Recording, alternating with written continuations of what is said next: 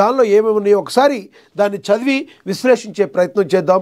ముందుగా మనం మహా పేపర్ తీసుకుంటే దీనిలో ఈ రోజున ఇంపార్టెంట్గా చూసుకుంటే నేను ఐబొమ్మలో సినిమాలు చూసా అని చెప్పి మంత్రి నారాయణ ఎవరైతే ఉన్నారో మాజీ ఒకప్పుడు రాజకీయ నేత, సీనియర్ నేత, సిపిఐ నేత నారాయణ ఎవరైతే ఉన్నారో ఆయన మాట్లాడారు. రవి ఒక యోధుడంట, ఎన్కౌంటర్ చేస్తే 100 మంది పుడతారంట. సిపిఐ నారాయణ సంచలన వ్యాఖ్యలు చేశారు. సినిమా మాఫియాకు ఉరిశిక్ష వేయండి అని చెప్తున్నారు. ఎస్, కరెక్టే. మరి రవి ఒక యోధుడు అన్నారు, ఎన్కౌంటర్ చేయాలంట, మరి ఇది 100 మంది పుడతారని చెప్పుకొచ్చారు సిపిఐ నారాయణ గారు.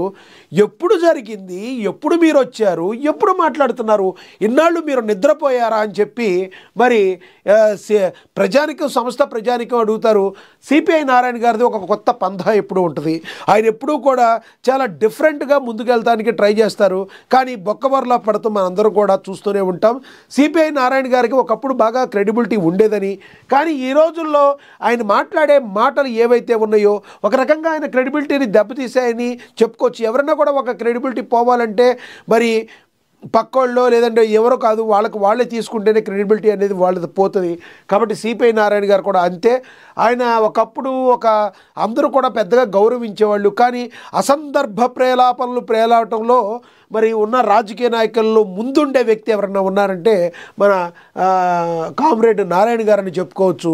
ఓకే, ఈయన మాట్లాడారు. ఎస్, ఐబొమ్మల రవికి ప్రజలందరూ కూడా మద్దతు తెలిపారు. ఎందుకంటే ఈ ఫీల్డ్లో ఎంతోమంది పెద్ద డైరెక్టర్ కావచ్చు, హీరోలు కావచ్చు, హీరోయిన్లు కావచ్చు, క్యారెక్టర్ ఆర్టిస్టులు కావచ్చు, వీళ్ళందరూ ఎక్కువ రెమ్యునరేషన్లు తీసుకుంటారు. కానీ మరి సినీ కార్మికులకు మాత్రం అంతే ఉంటుంది.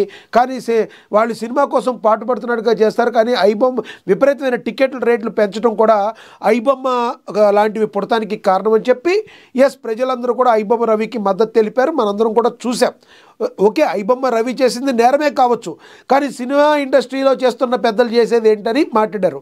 దొంగలు పడ్డ 6 నెలల కుక్కలు మొరిగినట్టు ఈరోజు ఇప్పుడు మళ్ళీ పెద్దగా కొత్తగా కౌంటర్ అవుతుంది చూస్తుంటే అందరికీ కూడా నవ్వు వస్తుంది. సిపిఐ నారాయణ గారు కొంచెం అప్డేట్ అవ్వండి సార్ అని చెప్పి రాజకీయ విశ్లేషకులు కావచ్చు వీళ్ళందరూ కూడా మాట్లాడుతున్న పరిస్థితి.